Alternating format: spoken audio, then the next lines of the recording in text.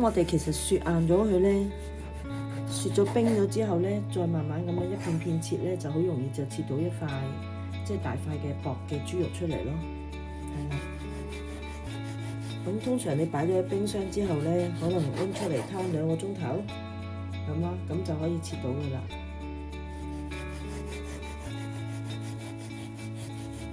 咁如果你喺香港咧，就可以買嗰啲嗱，你見唔見到？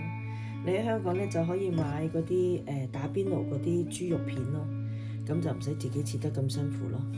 OK， 咁我就切幾塊出嚟啦。OK。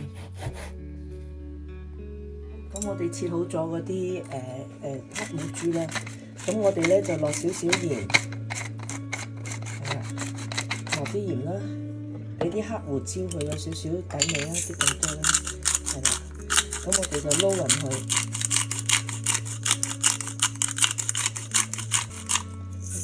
咁我哋撈勻佢咧，一陣間我嚟包嘢 ，OK。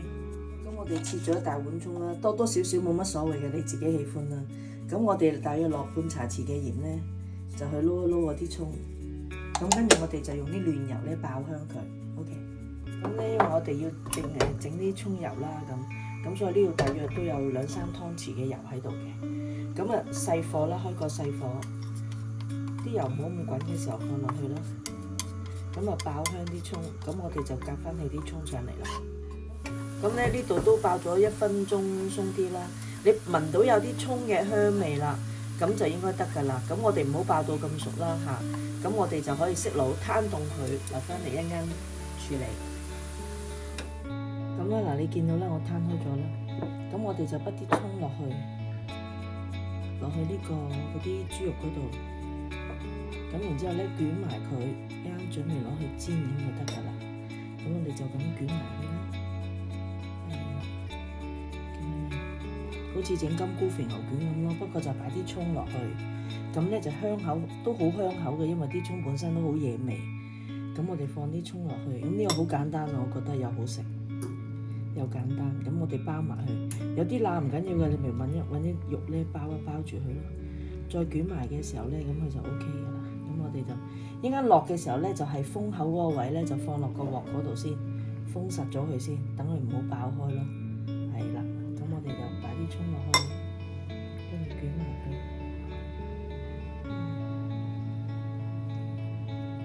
咁就類似肥牛卷咁樣樣咯，嚇，不過就放葱。好，咁樣煎好啦。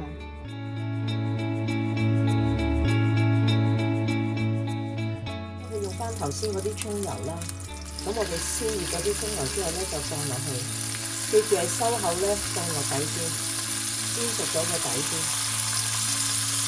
係啦，咁就開個中火，由得佢慢慢煎。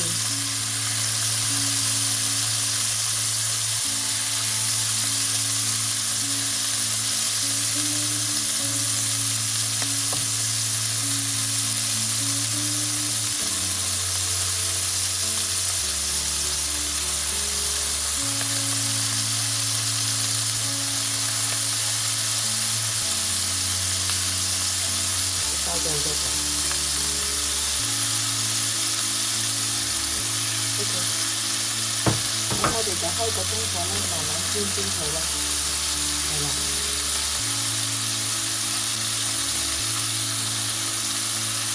煎到一邊熟咗啦，我哋先反轉另一邊再煎啦，係啦 ，OK。大約煎咗都1分鐘左右啫，咁我哋咧就反轉埋，見到有啲燒香啦，咁我哋就反轉去煎另一面。煎啦，俾啲心機慢慢煎，一樣煎。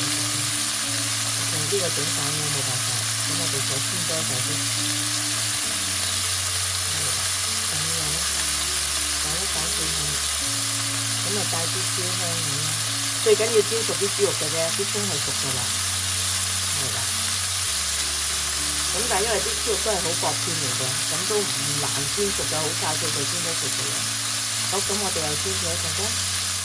咁大約煎多1分零鐘到啦。嗱，呢啲細段嘅咧，你見到啦，其實好容易嘅啫。你發覺好容易就即係好似好乾身啊，好容易散到佢啊咁咯，咁就熟㗎啦。咁我哋就夾俾佢啦。如果有啲頭先有啲大卷啲嗰啲咧，我哋就等多陣啦。咁我哋就夾俾佢。咁你中意嘅你可以加啲超汁落去點嚟食嚇。如果唔係咧，就咁食都 OK 嘅，係啦。OK。